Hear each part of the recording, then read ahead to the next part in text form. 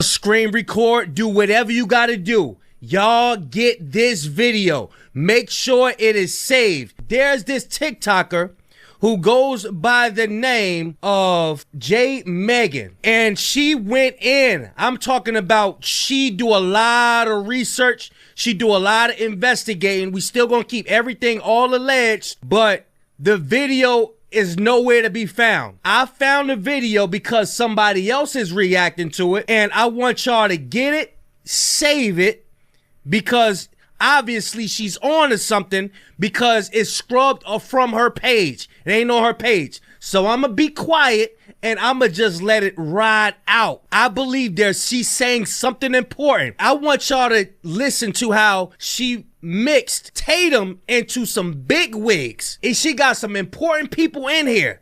I'm telling you, I believe she said something that she wasn't supposed to say, and she had to take it off her page. Check it out, y'all. Before I dive into this video, I want y'all to go follow J Megan. She's been on this Nolan Wells case since the beginning, and she's very great in finding details, discrepancies, lies.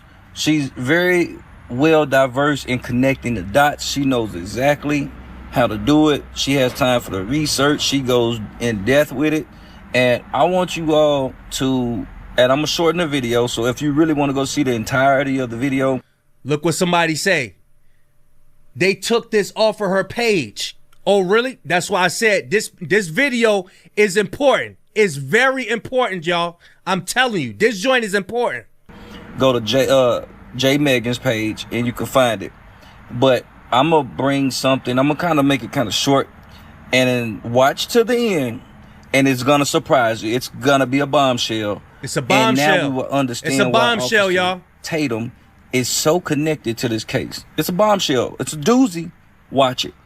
Now wait a minute. So Warren already had a boat hooked up when he woke up that morning. I'm assuming that had to be the Triton that was hooked up, right? Then he said that Wyatt went and put his smaller boat, the Palm Beach, into the water. Then Warren said that he was the one who drove the Palm Beach to their friend's dock. Assuming that Wyatt drove the Triton to the dock and Bart drove his own boat to that dock, who drove the Palm Beach out to the water then? Because he said that he got a ride in with Bart, even though at one point during the interview he said all of his stuff was on the Palm Beach. So it sounds to me like Warren was the one driving the Palm Beach. I'm also like, what parent would let their kid, who's obviously going off to party, take two of their boats and let their drunk friends drive? Like, it isn't making sense to me. I mean, maybe these parents are just shitty parents and irresponsible. Then he also said that he contacted Bart that morning to see if he could come. And Bart was like, yeah, I can give all your friends a ride, blah, blah, blah. According to him, there were 10-ish people, 15 people on that boat. So where were those people originally supposed to ride in on? They'd been planning it for weeks. They were excited about it.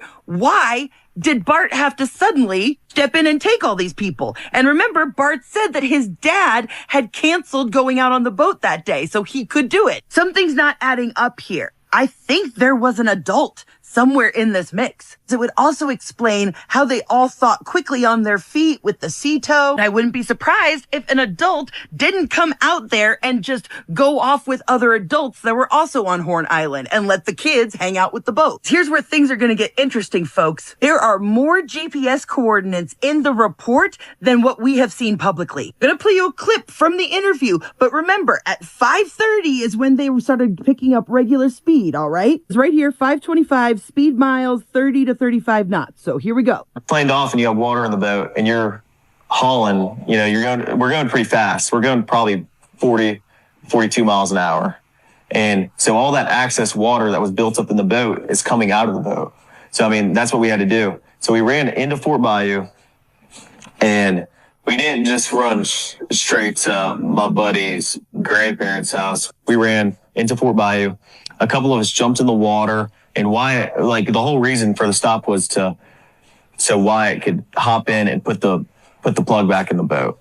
So then after that, we went and docked it, and I went back to my buddy's house and we ate and napped for a little bit. It was a long day at the islands. Now you heard him. He said that they took off going 40 miles an hour and they didn't go to his buddy's grandparents' house, but they went to Fort Bayou to go do a plug thing. Except right here, 5:44, vessel arrives at El Camino Road. 8 minutes later, then it departs from El Camino Road and headed east into Fort Bayou.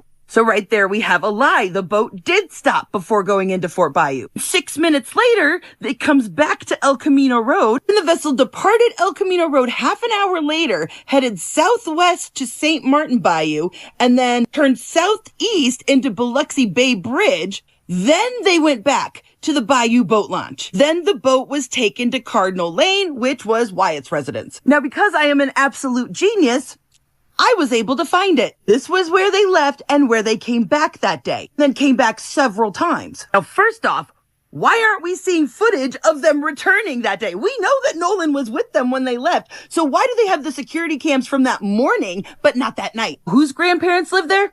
Jack Spatalo, whose family owns a pharmacy. It goes back deeper than that because George Spatalo Sr., which is Jack's great-grandfather who is deceased, as it turns out, his great-grandfather was appointed and served on the staff of Mississippi Governor Cliff Finch. As you can see, I've confirmed Jack's relation to him. And as it turns out, Cliff Finch, well, he was in the Mississippi House of Representatives from 1960 to 1964 and supported racial segregation and backed the racist governor, to preserve segregation in the state. The federal grand jury conducted a 3-year-long investigation into his administration and several state agencies, and they were all accused of corruption and mismanagement. Finch was never found guilty himself, but some of his aides and appointees were indicted. And those sort of political connections seem to trickle down through the generations, so now we know why the governor got involved. And I started looking into the lawyer that's handling the defamation case from the Bart family. So from 2015 to 2018, he was state director of Americans for Prosperity. Then in 2018 to 2020, he was vice president of Stand Together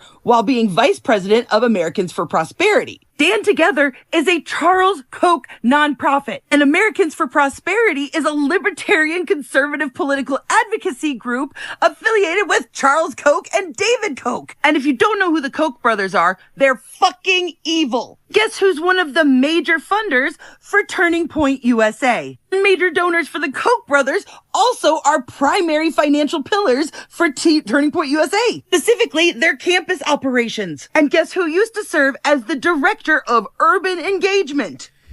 Did she cook or what? Now, I know she was talking really, really fast, but I want you to listen and pause it. Listen and pause it. Screen record it. She just dropped that. I seen another YouTube content creator who goes by the name of Tisa Tells. She reacted to it and I seen it. I went back to her page and it was scrubbed off. She is ruffling feathers. She even got a breakdown of the whole timeline with other information. She does a deep dive in the Nolan Wells case, y'all. Not saying that anything is facts either. We still going to keep it all alleged.